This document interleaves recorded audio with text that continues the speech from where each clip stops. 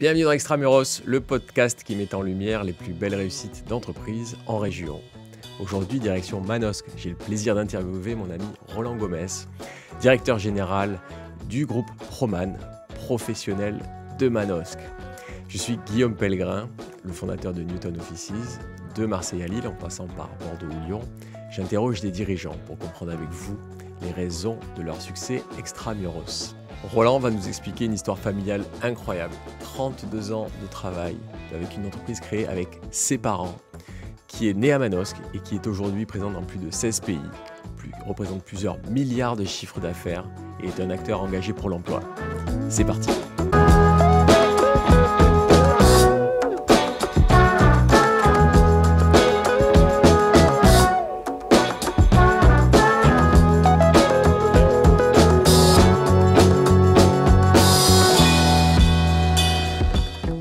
Bonjour Roland, bienvenue sur Extramuros. J'ai le plaisir aujourd'hui d'accueillir un ami, Roland Gomez, le directeur général de Proman. Bienvenue Roland. Merci Guillaume, bonjour également bien sûr. Alors pour ceux qui nous regardent ou nous écoutent, on se connaît et je suis très heureux de t'avoir sur ce podcast.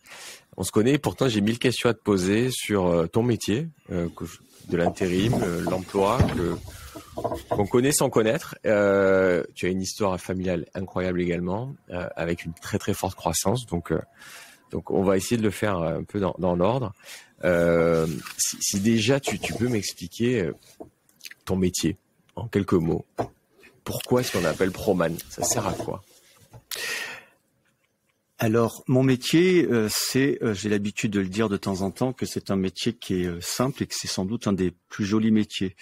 Si je veux le présenter de la manière la plus simple, nous, notre job, c'est de trouver un emploi à ceux qui n'en ont pas. Donc, le matin, quand on va au travail, c'est d'aider les gens qui n'ont pas d'emploi à en trouver un.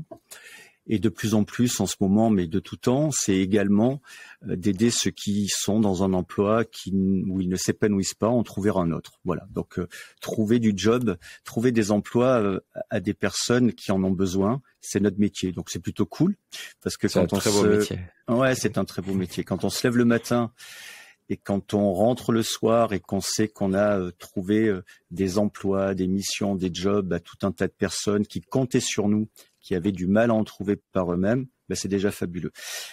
Si je le présente un peu plus, de manière un peu plus factuelle, mon métier, c'est le travail temporaire et le recrutement. Donc, j'ai deux clients. J'ai les clients qui sont les entreprises, bien sûr, qui ont besoin, dans le cadre de leur activité, pour faire face à des accroissements temporaires d'activité, à des remplacements, à des commandes spéciales, à avoir un renfort en personnel. Et bien sûr, ils m'appellent pour que Proman puisse trouver les collaborateurs intérimaires qualifiés ou non qualifiés, mais en tout cas adaptés à la mission qu'ils souhaitent leur confier et qu'ils viennent mettre au service de l'entreprise leur savoir-être, bien sûr, c'est de plus en plus important. Donc, à nous de sélectionner les personnes qui collent avec l'entreprise. Et puis, leur qualification, leur professionnalisme dans le cadre d'une mission plus ou moins courte ou plus ou moins longue. Mon deuxième client, il faut pas l'oublier, puisque tu me demandes de parler un peu de mon métier, mon deuxième client, c'est le collaborateur intérimaire. Le collaborateur intérimaire, il est libre comme l'air. Il est pas attaché à Proman juridiquement, ni à un autre de mes confrères et concurrents. Il cherche un emploi.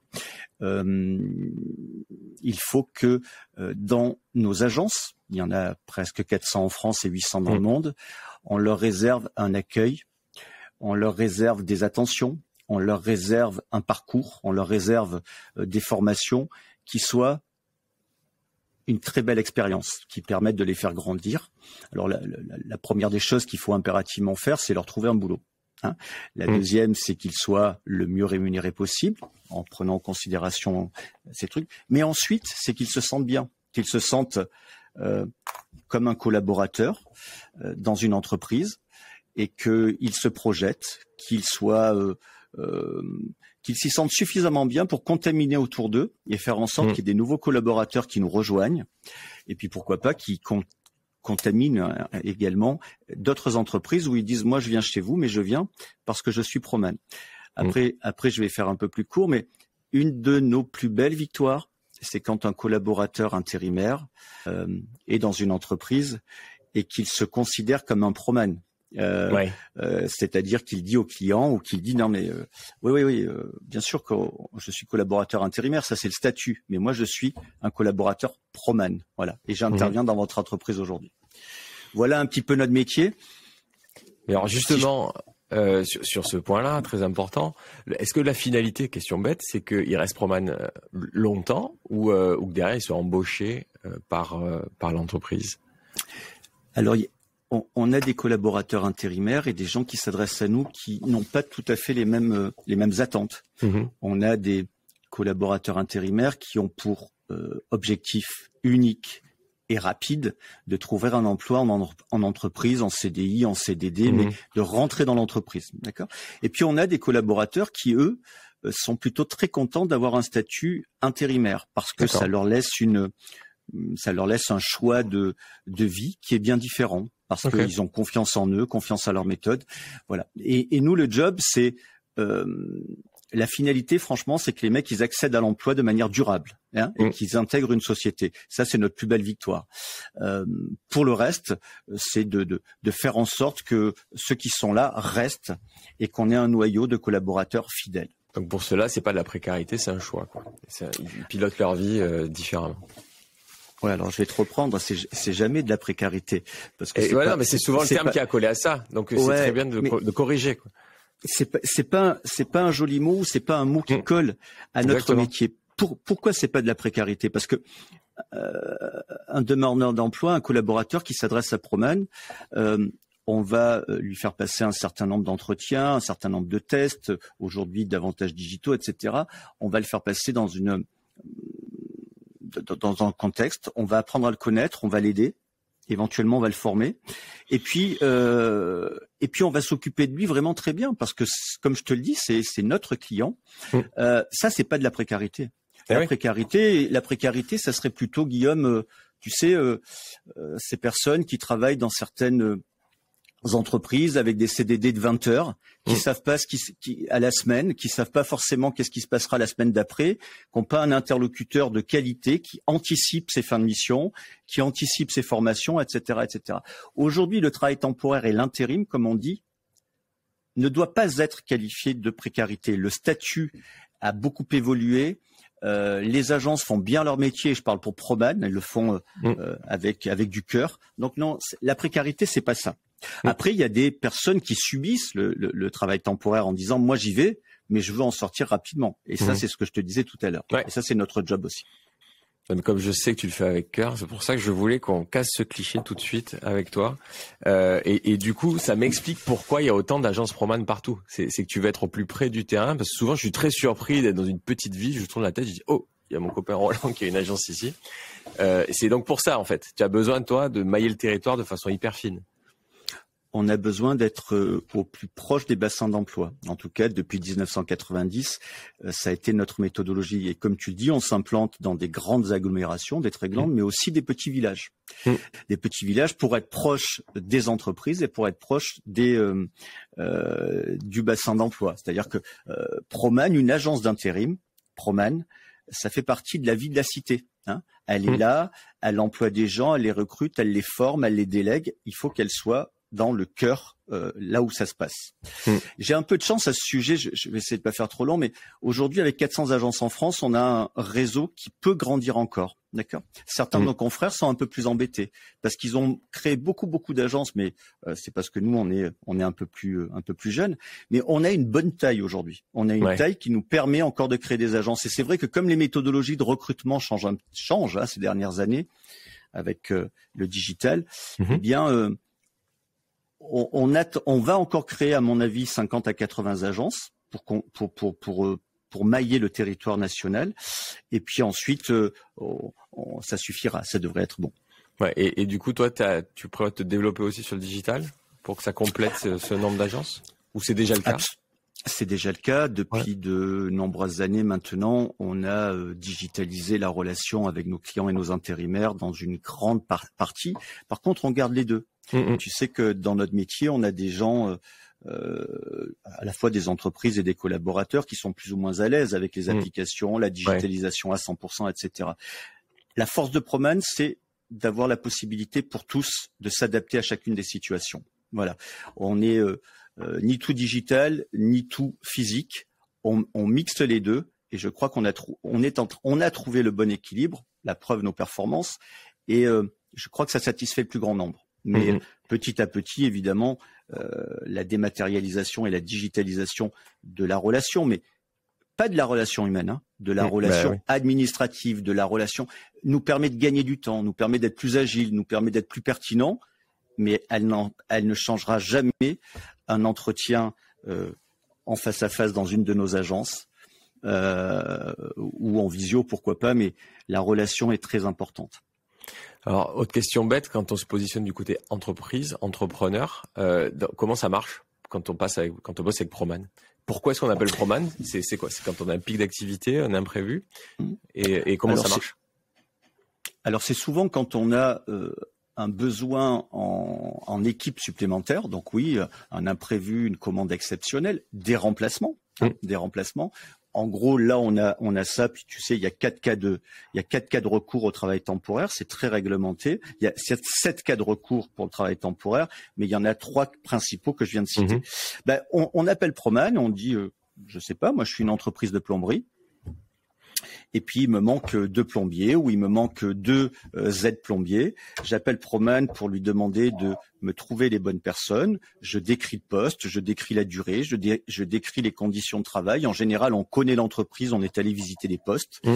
Et ensuite, on va sélectionner les meilleures personnes pour les mettre à disposition. Le collaborateur intérimaire est employé par Proman, il est payé par Proman, c'est nous l'employeur, donc on a la responsabilité de son bulletin de salaire, de la relation contractuelle, et il est mis à disposition de l'entreprise utilisatrice qui va acquitter une facture à Proman pour le nombre d'heures prestées, comme elle pourrait, comme un achat classique Donc voilà.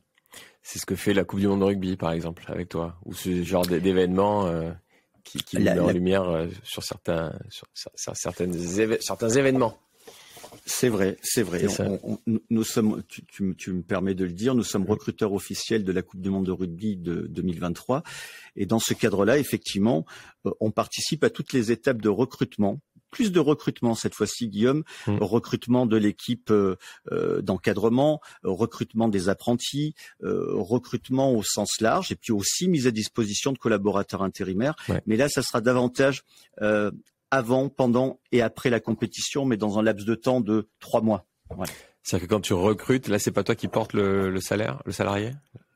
Alors quand je recrute, si tu avais besoin, par exemple, d'un collaborateur ou d'une collaboratrice, tu as besoin de quelqu'un pour venir faire du graphisme chez toi, et pour tout un tas de raisons, tu souhaites l'embaucher directement. Bah, je recrute la personne, je te la sélectionne et je te la présente, et si tu contractes avec elle, je vais te facturer des honoraires. Voilà nos 2 méthodes de relations économiques. Et on aura la certitude que c'est un Proman approved, voilà, qui aura exact. Culture, et donc ça rassure. Et dans ce cas présent, c'est toi qui réalise le contrat et le bulletin de salaire et tout ce qui s'ensuit. Tu l'embauches, en fait, comme on dit. Écoute, c'est beaucoup plus clair. Merci. Je crois reconnaître les voitures qui passent derrière toi, pour ceux qui sont avec la vidéo. Donc, moi, chaque fois que je passe sur l'autoroute, je dis, c'est ici, on est pas loin de Manosque, et c'est chez mon copain Roland.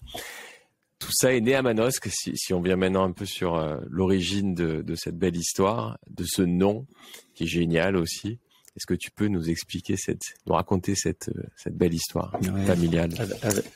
Avec plaisir. Tu sais, on la raconte toujours volontiers. N'hésite pas à me couper.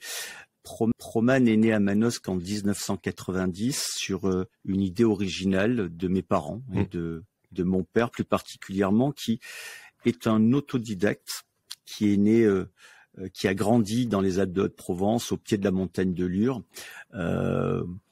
Mon papa, son début d'existence n'était pas facile. Il n'avait pas de papa, donc il a été élevé par ses grands-parents. Et ma maman est une manosquine. Ils se sont rencontrés très très tôt. Et comme mes parents n'avaient pas le sou, il fallait trouver un job pour bosser. Donc pendant une vingtaine d'années, ils se sont baladés aux quatre coins de France, d'Europe et du monde pour exercer un métier qui était le métier de la tuyauterie-chaudronnerie, le diplôme que mon père a eu au tout début. En 1990, après être passé quelques années à Pauillac, parce qu'à Pauillac, il y avait une raffinerie Shell avant qu'on la démantèle, mon père étant dans l'industrie, il avait observé qu'il y avait des mouvements de personnel, qu'il y avait beaucoup de sous-traitance, qu'il y avait quelque chose qui était en train de se passer autour de l'emploi. Ouais. Hein. Et il s'est dit, je vais retourner sur mes terres natales, puisque la raffinerie est démantelée, et je vais créer une entreprise de travail temporaire, sans connaître le métier. Sans avoir fait la moindre étude de marché. De toute façon, s'il en avait fait une, on lui aurait dit c'est pas une bonne idée. Il n'y a pas de marché. Ouais. et en l'implantant à Manosque, dans les Alpes de Haute-Provence, il y a 32 ans. Aujourd'hui, c'est la capitale du monde, tu le sais bien. Bien sûr. À l'époque, il n'avait pas mis tous les atouts de son côté. Non, mais à l'époque, c'était encore plus rural, il y avait moins de choses, on va dire. Donc c'était pas gravé dans le marbre. Et Proman, pour revenir à ce que tu disais, le nom, et c'est vrai qu'il est vraiment bien trouvé, c'est la contraction des professionnels et de Manosque. Proman, les professionnels de Manosque. Aujourd'hui, bien sûr, avec les 800 agences que l'on a un peu de partout, ça marche de partout. Parce qu'évidemment, il y avait un côté ambitieux en disant, si on sort de la vallée de la Durance, est-ce que ça marchera? Oui, ça marche à Forbach, ça marche à Brest, ça marche à Amsterdam, à Anvers, ça marche de partout et ça marche même très bien, hein, ce côté homme professionnel. Mais moi, je n'oublie pas. Et tu as raison de le souligner, je suis à Manosque, que c'est la contraction des professionnels de Manosque. C'est un clin d'œil fort à notre territoire. Alors, pour ceux qui suivent de près votre histoire, ton papa s'appelle Roland aussi. Exact. Pour qu'il n'y ait pas de confusion. Je sais que ce qui fait partie aussi de l'originalité. Il y a plusieurs. Enfin, moi, j'adore cette histoire parce que déjà, c'est pas que ton père qui lance ça, c'est aussi avec ta maman. Parce qu'il a aussi et quelque chose de fort. Et je sais que aussi tu as eu une histoire assez forte avec un banquier et je trouve ça assez original aussi pour le souligner. Alors, oui, on le dit souvent et je relaye non pas cette anecdote parce que c'est une tranche de vie. Je viens de te raconter comment est né Proman, hein, c'est-à-dire assez simplement, mes parents n'avaient pas le sou. Tu as raison de souligner également la présence de ma mère qui était très importante, qui a toujours été très important, mais ils ont fait tous les deux un bon travail avec un bon équilibre. Je te rappelle que quand on commence en 90, moi j'arrive en 91, c'est 50 mètres carrés sur le petit boulevard périphérique qui contourne Manosque, et on est 3 dans l'agence. Hein. Mon père, ma mère, moi. On démarre from scratch, quoi. Et on ne sait pas exactement comment ça marche. Et c'est vrai qu'à l'époque, le Crédit Agricole, la seule et unique banque de la famille, faisait tout. Le crédit de la maison, de la voiture, la caution de Proman, puisqu'on est dans un métier qui est réglementé. Il nous faut une caution chaque année pour exercer notre métier, qui est fonction du chiffre d'affaires réalisé l'année d'avant. Et on a un monsieur qui s'appelait Daniel Vasselin, qui était la relation commerciale de mes parents. Les 3 premières années étaient très très compliquées. Hein. On avait du mal. Pour amorcer la pompe, on a travaillé avec des clients qui n'ont pas toujours eu la gentillesse de bien vouloir régler leurs factures. Donc forcément, étant donné qu'on n'avait pas d'argent au départ, ça nous a mis dans une situation très très compliquée. Et ce banquier, qui souvent les banquiers sont décriés, mais le banquier, Monsieur Vasselin du Crédit Agricole, a soutenu parce qu'il croyait au travail, à la transparence, au projet de mes parents, alors même que les chiffres n'étaient pas là, a soutenu la famille et Proman dans les premières années qui étaient difficiles. Et c'est bien de savoir aussi le dire. Il y a souvent des anecdotes qui sont différentes. On a des hommes qui sont des banquiers qui font leur job et qui croient. Et c'est pour ça qu'il faut que l'on sache croire en nos collaborateurs, en nos clients, qu'on garde ce côté entrepreneurial pour pouvoir faire grandir les hommes et les gens. Et Daniel Vasselin, quelque part, en nous ayant accompagnés, ou plus exactement en n'ayant jamais coupé les vivres, alors qu'il aurait pu, a à son côté dans l'histoire de Proman, qui n'est sans doute pas négligeable. Donc nous, on est très attachés, tu sais, à l'histoire, à d'où on vient, à nos valeurs. Et donc on aime bien, même 32 ans après, le rappeler ce genre de choses, parce que c'est important pour nous. On ne l'a pas oublié, on ne l'oublie pas. Je sais que vous oubliez pas, et cette histoire me touche toujours à chaque fois que je t'entends la raconter. Comment ça se passe les premières années? Comment tu passes de 3 à X? C'est quoi le rythme? Comment vous arrivez à vous répartir les tâches et à grossir? Alors en fait, après la première agence et les 3 premières années, on commence à y voir un tout petit peu plus clair. Donc on commence à s'organiser, et mon père, ma mère et moi qui les aidais, on commence à comprendre que dans ce métier, il y a plusieurs manières de le faire, et que la qualité des équipes est somme toute essentielle. La méthodologie dans laquelle ils vont travailler est essentielle, que l'on commence à apporter aux collaborateurs intérimaires également un plus. On le voit, ça se sent, il se passe quelque chose. Et donc, on commence à créer des agences. Et c'est de l'organique. On crée une agence à Aix-en-Provence, puis ensuite, on a l'opportunité de récupérer une petite agence, et ainsi de suite. On va créer beaucoup d'agences en rencontrant des équipes de qualité qui connaissent le travail temporaire ou qui ne le connaissent pas, et en leur expliquant notre volonté de faire ce métier dans les règles de l'art, de le faire avec passion, de le faire avec cœur, de le faire avec efficacité, et ça match, et ça marche. Et c'est comme ça que ça démarre, avec un rythme de création d'agences qui parfois a dépassé les 35-40 agences par an. En création. Hein. Alors la moyenne, c'est peut-être 20 ou 25, mais il y a eu, imagine, quand on crée des agences de travail temporaire, donc il faut recruter l'équipe, tout mettre en place, et on chôme pas, c'est le cas de le dire. Et ta concurrence à ce moment-là, c'est qui? T'es sur un marché qui est en train de grossir, ça se passe comment? Ou est-ce que justement le marché est stable et il faut le pénétrer? C'est un marché où il y a quelques acteurs qui sont déjà très présents. Je pense à Adecco, je pense à Manpower, tu vois, ça n'a pas beaucoup changé. Ouais. Je pense aussi à d'autres acteurs qui ont disparu, qui ont été rachetés par des groupes internationaux. Et la concurrence est rude. Nous, on est le professionnel de Manosque avec une agence, pas d'expérience, et on va se frotter à ces marchés-là. Voilà. Le marché est déjà en place. Mais c'est vrai que c'est pas évident d'exister à côté de ces mastodontes qui, bien évidemment, vont pas nous faire de cadeaux, d'accord. Donc il va falloir se battre, il va falloir être encore meilleur, exemplaire, faire des erreurs et essayer de ne pas les reproduire, et puis surtout trouver les bonnes équipes, parce que tu sais que dans mon job, mais quel est le job qui pourrait pas dire ça, la qualité de nos équipes à qui je veux rendre hommage, parce que c'est elles qui, sur le terrain, en France et dans les 16 pays où nous sommes présents, tous les matins, sont au combat, au travail, portent le drapeau Proman et portent les valeurs de Proman. Eh bien, c'est avec ces équipes-là qui aujourd'hui connaissent notre projet, connaissent nos valeurs, connaissent la famille, ont de la proximité avec nous, que nous pouvons continuer à grandir. Et même si ça change, à garder cet ADN très spécial qui existe chez Proman. Vous avez réussi à mettre des mots dessus, sur ces valeurs? Ou finalement c'est tellement incarné que c'est par l'exemple? Non, on met des mots, on les fait bouger un petit peu parfois, mais en gros il y a la valeur travail qui est essentielle.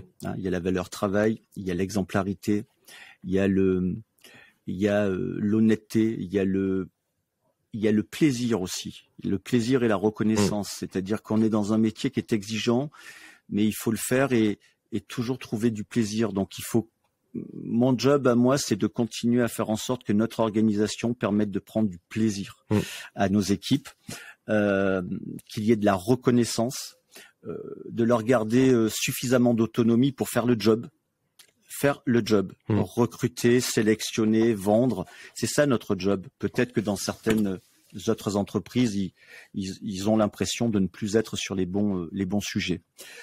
Voilà. Et puis Proman est une famille, est dirigé par une famille. Proman est une entreprise familiale. Proman est un grand groupe. 4 milliards en 2022 vraisemblablement. Et pour autant, on a encore une gestion qui ressemble à la grosse PME familiale et régionale. Et je l'assume, ce choix. Et vous êtes toujours indépendant. Et ça, c'est aussi sans modestie mal placée, 100% du capital est détenu par la famille Gomez. Et pourquoi je le dis comme ça? Parce qu'on dirait waouh, il est fier de ça. Ouais, je suis fier. D'abord, je suis fier d'avoir pu contribuer et construire en famille et savoir travailler pendant tout ce temps, c'est-à-dire 32 ans, avec une concorde, avec de la bienveillance, et réussir à créer un groupe de 4 milliards d'euros qui est toujours 100% familial. La famille chez nous, c'est mes parents, mon frère et moi. Et pourquoi j'insiste là-dessus? Parce que dans toutes les périodes que l'on a passées, les bonnes, les moins bonnes, et puis tu vois, on vient de vivre 2 ans de Covid où en mars 2020, on s'est retrouvé avec moins 90% d'activité, c'était juste terrifiant. Quand on est indépendant, quand on n'a pas la pression d'actionnaires et d'actionnaires financiers, ou de personnes qui connaissent pas le job, ou de personnes qui regardent leur TRI, nous, on dirige Proman sur la même base. Chaque décision que je prends, c'est est-ce que c'est une bonne décision pour Proman et pour ses équipes? Voilà. C'est pas de savoir si je vais pouvoir gagner un peu plus ou un peu moins d'argent. C'est évidemment qu'il faut que l'entreprise soit rentable pour financer, évidemment, pour faire plaisir à ses collaborateurs, pour pouvoir les faire grandir et pour pouvoir financer son développement. Mais c'est d'abord quelle est la bonne décision pour Proman à long terme. C'est pas en regardant le bilan, à long terme. Voilà, c'est la grosse différence de l'entreprise familiale indépendante, c'est que tu es là pour les générations futures et en tout cas, tu n'es pas là pour le TRI à la fin d'année ou dans les 2 ans, quoi. Exactement. On est là pour aussi longtemps que possible. Et ça change tout. Comment on s'organise en famille? C'est pas facile de bosser en famille. Non, c'est pas facile, mais ça a aussi plein d'avantages. C'est comme ça qu'il faut le voir.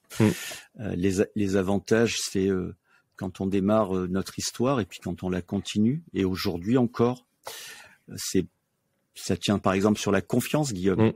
La confiance que l'on peut avoir en son père, sa mère, son frère, vice-versa, etc.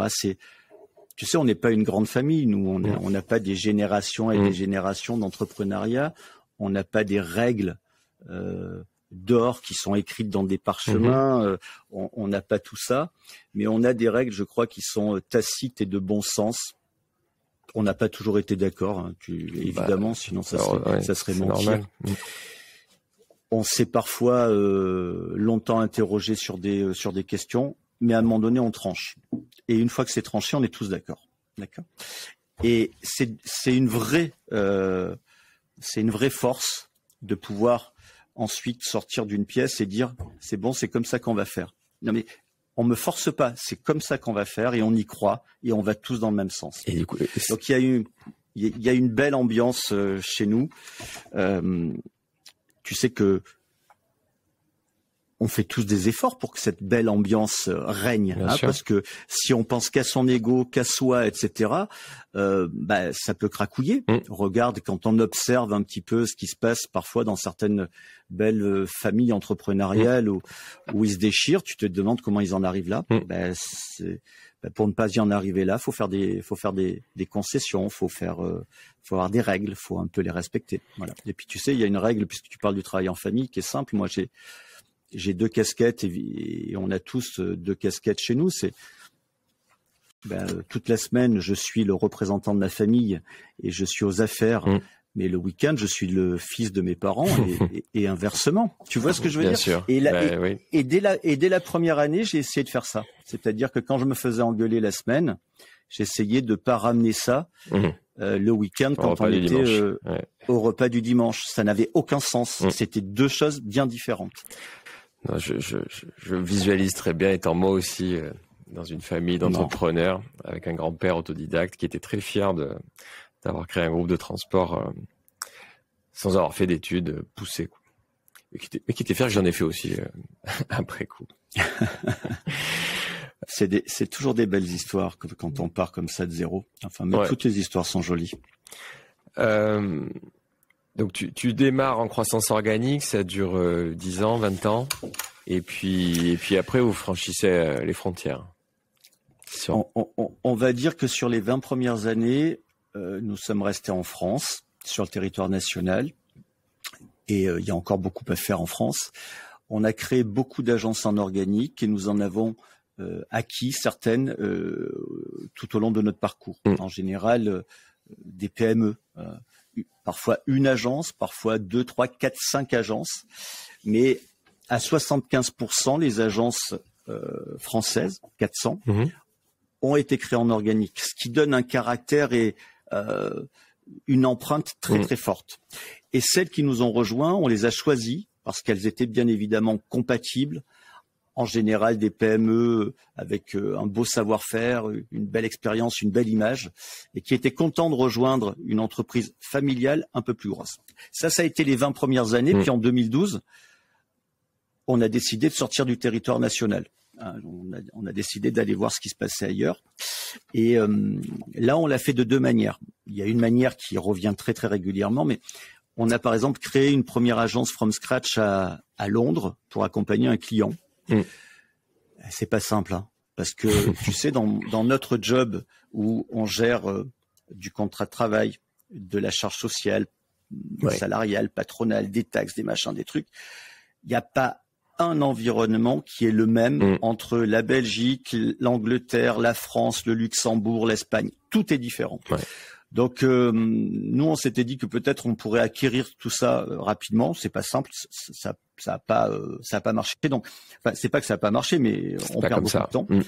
On perd beaucoup de temps. Donc, quand on arrive dans un pays, on essaye de trouver une société qui nous ressemble, en général une société familiale, avec des créateurs, des fondateurs, la première, la deuxième génération.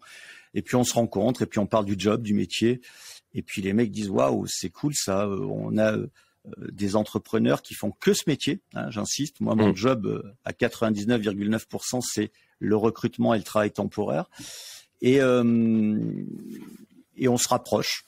Et puis on fait un beau partenariat. Les fondateurs restent avec nous autant qu'ils le veulent. Et puis on essaye de bien avancer. Voilà ce qu'on fait à l'étranger.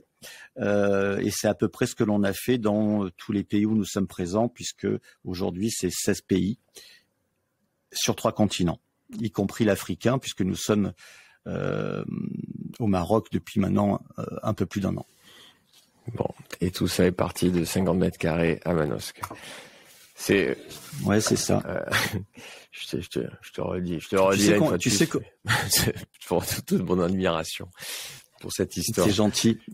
Tu sais que les 50 mètres carrés à Manosque, on y va en pèlerinage de temps en temps. Vous l'avez toujours? Oui.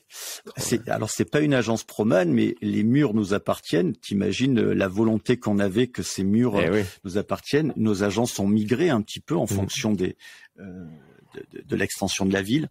Mais quand je dis qu'on y va en pèlerinage, moi ça m'arrive régulièrement de passer le dimanche ou de temps en temps et de m'asseoir sur les marches devant pour me remémorer un petit peu tout ça, parce que ça n'a pas changé, quoi. Et je me revois, voilà. Bon, mais, génial. C'est touchant. Cette croissance à l'international, elle est.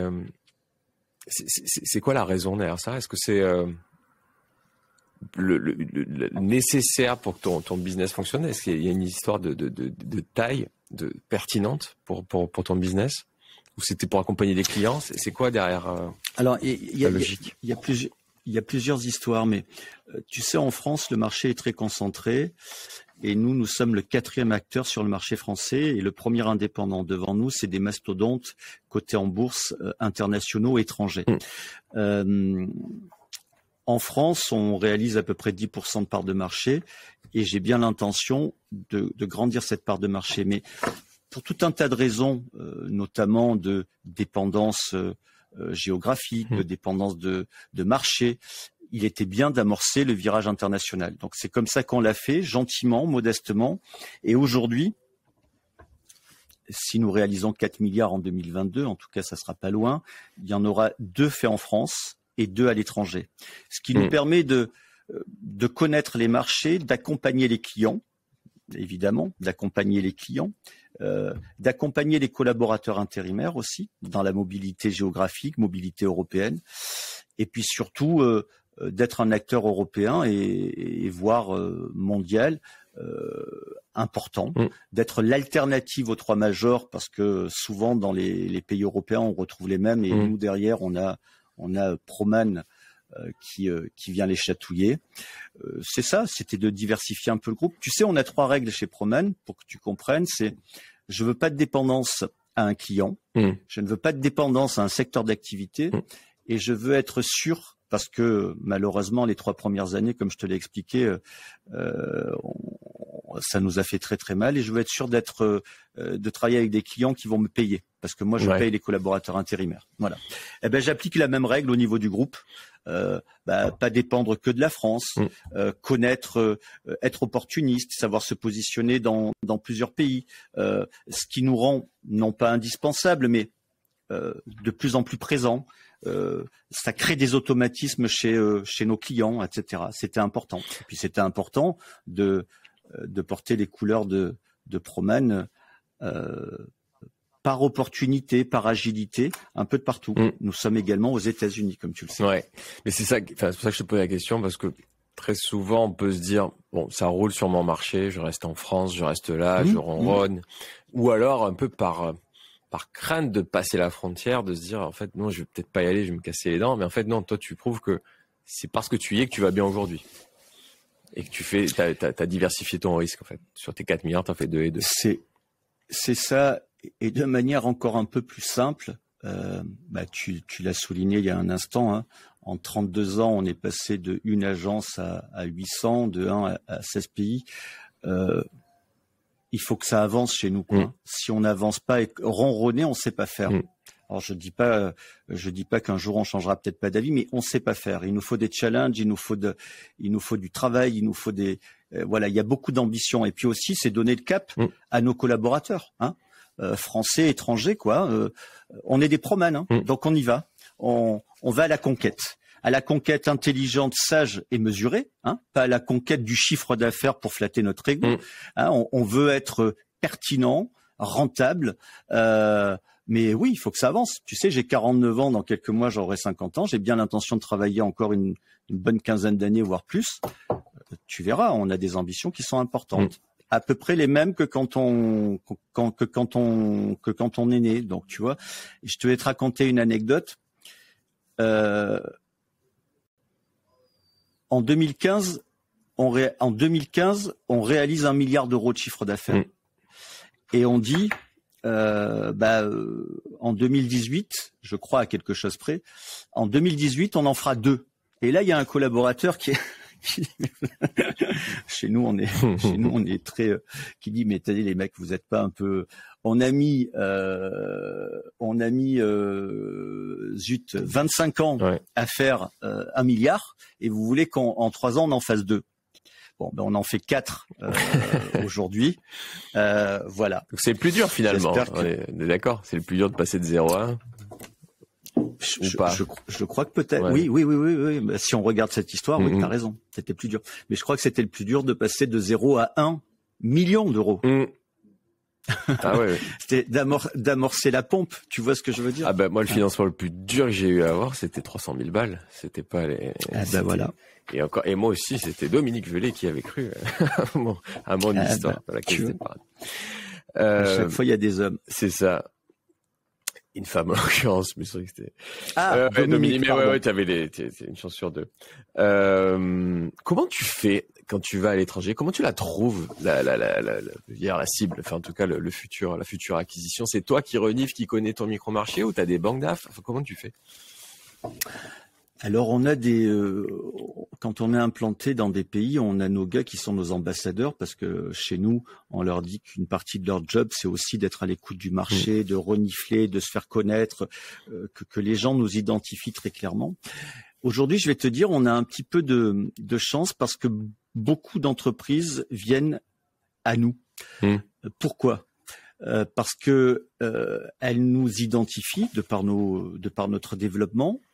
Elles comprennent très très vite qu'elles peuvent avoir un accès facile et rapide à ce qu'on appelle la direction, en gros moi, que ça c'est pas possible partout ailleurs, qu'on est 100% indépendant, qu'ils ont une jolie entreprise, mais que pour tout un tas de raisons, il faut un peu passer la main ou il faut s'adosser à quelqu'un. Donc on a beaucoup de dossiers qui arrivent presque spontanément. J'ai pas aujourd'hui une entreprise, comme tu sais que c'est souvent le cas, qui cherche pour moi des cibles de manière non, ça vient comme ça. On nous appelle, c'est parfois les réseaux bancaires, c'est parfois des coups de fil en direct, etc. Et le dénominateur commun de chaque société, je te l'ai dit tout à l'heure, dans à peu près 8 cas sur 10 ou 9 cas sur 10, c'est que ce sont des entreprises 100% familiales. Hein. On a commencé en Angleterre avec Chris et Christine Gorton. Aux États-Unis, c'était Matt et Tina Schubert. En Espagne, c'est Antonio Vargas. Tu vois ce que je veux dire? C'est des histoires de personnes, une fois de plus. Il reste au capital ou comment tu fais pour... Oui. Oui, en général, je leur propose de rester au capital avec nous, de continuer l'aventure, aussi longtemps qu'ils le souhaitent et aussi longtemps que tout le monde se fait plaisir. Le capital de la filiale du pays. Absolument, absolument. Et puis, en général, 3, 4, 5, 6 ans après, ils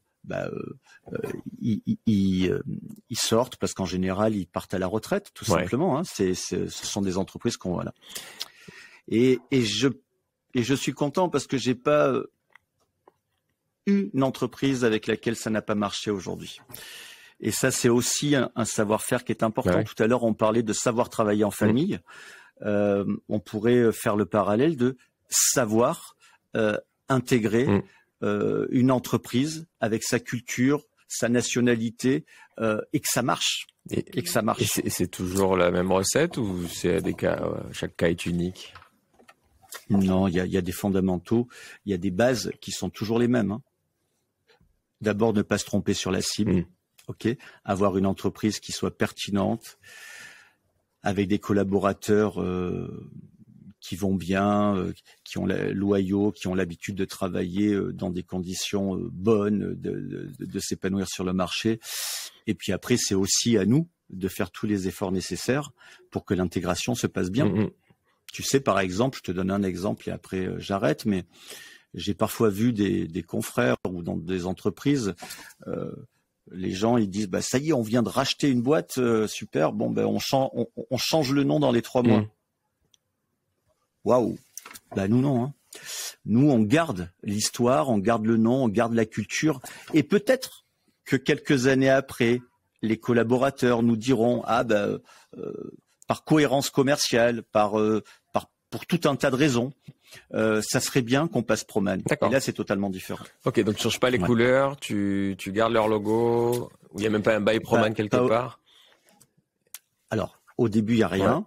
Ensuite, souvent, il y a un bail Proman où il y a quelque chose comme ça, une compagnie de la famille Proman. Et puis ensuite, c'est aux collaborateurs. La seule chose qui nous guide, c'est les collaborateurs parce que c'est eux qui portent le drapeau. Et le business, et le business. Et tu sais, quand on fait des partenariats avec des pépites dans certains pays, dans certaines régions, le nom est tellement connu qu'il faut le garder. C'est la valeur. Et parce qu'on entend, tu as dit les 3 mois, on entend souvent, en effet, c'est 100 jours, on a 100 jours pour changer, imprimer quelque chose, mettre nos systèmes d'infos. Vous, pas forcément. Non, pas forcément. Même les systèmes d'infos peuvent rester leur système d'infos. Les systèmes d'infos restent souvent. Alors on a quelque chose qu'on plug dessus si tu veux, mais les systèmes d'infos, pour les raisons que je t'ai dit tout à l'heure, les spécificités métiers notamment, qui sont tout à fait particulières, on garde la plupart du temps, leurs outils. Et ça se trade à peu près toujours. C'est toujours à peu près un multiple d'EBITDA un peu de la même façon partout, ou là aussi ça varie. Ça c'est ton côté financier qui revient au galop. Non, ça se traite. Je te donne pas le chiffre, je te demande si c'est à peu près toujours pareil. C'est à peu près toujours pareil. Mais j'ai fait souvent des deals, comme on dit. Tu sais, le prix, c'est ce que le vendeur est capable d'accepter, entre guillemets. Alors après, tu peux le remettre dans un ratio d'EBITDA multiplié par quelque chose, évidemment. Mais des fois, certains ont des idées toutes prêtes, toutes conçues, etc. Et toi, ça match. Donc, voilà. Mais soyons clairs, ça tourne autour de ça. À un moment donné, il faut bien rationaliser. Quand même personne ne sait, faut rationaliser. Et puis moi, je te le redis. On n'achète pas du chiffre d'affaires. Ma croissance n'est pas une croissance pour flatter mon ego. Ma croissance est une croissance choisie. C'est une croissance rentable. Et depuis qu'on existe, on n'a jamais renié cette règle. Sinon, c'est pas drôle. Bien sûr. C'est les Anglais disent que le chiffre d'affaires est de la vanité, que la marge est la sanity. Turnover is vanity, c'est ça. Margin is margin is sanity. À l'envers. But cash is king. Voilà. Mais on a quand même besoin de cash. Yes. C'est vrai aussi. C'est ça. Parfois, t'es quand même aussi obligé de regarder ta trésor. Cash et tu sais, j'avais un prof d'éco et on n'était pas dans des grandes écoles, mais j'avais retenu un truc L'autre il disait il y avait 3 règles. Ouais, ok. Les fonds propres et encore les fonds propres. Accessoirement, je l'ai pas oublié ça. Ouais. Tu vois ce que je veux dire? J'avais un des premiers cours d'éco aussi en école de commerce et il m'a fait marrer, mais ta trésorerie est plus importante que ta mère. Ah bon, d'accord. Ok. Façon de voir les choses, mais en tout cas, je l'ai retenu. Non mais là, touche pas à ma mère. Il y a 3 règles. On touche pas à la famille, on touche pas aux enfants. Je dis mais il est fou lui. Mais j'ai retenu. C'est important du coup. Alors pour finir sur une touche un peu plus légère, plus perso, avec un rythme, on peut imaginer que tu as un rythme de fou. Comment tu fais pour tenir? Est-ce que je sais que tu es un grand footballeur avec un jeu un peu agressif, un peu viril, un peu agressif. Ouais, mais je crois qu'on a ça fait trop longtemps qu'on n'a pas joué. Ça nous ferait le plus grand bien. Une des valeurs, c'est le travail et l'exemplarité. Donc forcément, on travaille beaucoup. Mais moi, le travail, c'est du plaisir. Je passe la moitié de mon temps. Quand on regarde une année, je passe la moitié de mon temps au siège de l'entreprise, la moitié partout ailleurs, en France, dans les régions, dans les pays. Mon équilibre, c'est au travers de la relation avec mes enfants qui grandissent, c'est un peu de sport, c'est aussi de prendre du temps à découvrir un peu la région et à profiter d'un environnement calme. Voilà, des choses, tu sais, des choses super simples. Qui ressourcent. Des choses super simples, qui ressourcent, voilà, et qui parfois apaisent quand le rythme est soutenu, quand les voyages sont soutenus, etc. On croit, enfin des fois on se le dit, mais quand on fait un aller-retour aux États-Unis, on fait pas du tourisme, le décalage horaire, la stress. Ouais. Donc oui, moi j'aime bien les choses qui m'apaisent, d'accord. Et puis de temps en temps jouer au football en faisant des croquants à mes amis. Joueur engagé, droit au but. Qui court plus vite que moi. Ça lui apprendra. Mes amis ou mes enfants, souviens-toi, ou mes enfants. Comme quoi. Voilà. Bon, merci beaucoup Roland. Encore bravo. C'est une histoire incroyable qui continue, surtout qu'il y a de très très beaux jours devant elle et c'est ça qui est génial. Merci à toi, Guillaume. Et puis, juste pour terminer sur une touche, tout à l'heure, tu disais, explique-moi mon métier en début d'interview. Mon métier, ce qui me rend le plus fier, moi, c'est que tous les matins, il y a 110 000 personnes qui travaillent sous les couleurs de Proman et que chaque année, c'est plus d'1 demi-million de personnes qui viennent à notre rencontre pour trouver un emploi. Tu vois, le rôle de notre entreprise, le rôle de notre métier, de notre corporation, il est très inclusif, il est très important dans la vie de la société. Et au-delà du cliché dont on parlait tout à l'heure, qui dit bah c'est peut-être un peu précaire, non, on est un job qui est très important pour socialement, quoi. Tu vois, donc voilà, on fait quelque chose de fier. Et donc c'est vrai qu'on a dit tout à l'heure 4 milliards, ouais c'est cool. Mais moi c'est les 110 000 personnes qui ce matin sont allées au travail sous les couleurs de Proman. Tu vois, ça donne un sens. Et j'espère avec le sourire pour la plupart. Et quand elles le perdent, on essaye de leur redonner. Ils ont des devoirs, ils ont aussi, enfin bref, as bien compris qu'on le faisait un peu différemment. Ouais. Et je pense que ça sera clair pour tout le monde. Merci Roland, je pense qu'on peut s'arrêter là-dessus, c'est une super conclusion. Merci Guillaume. Merci.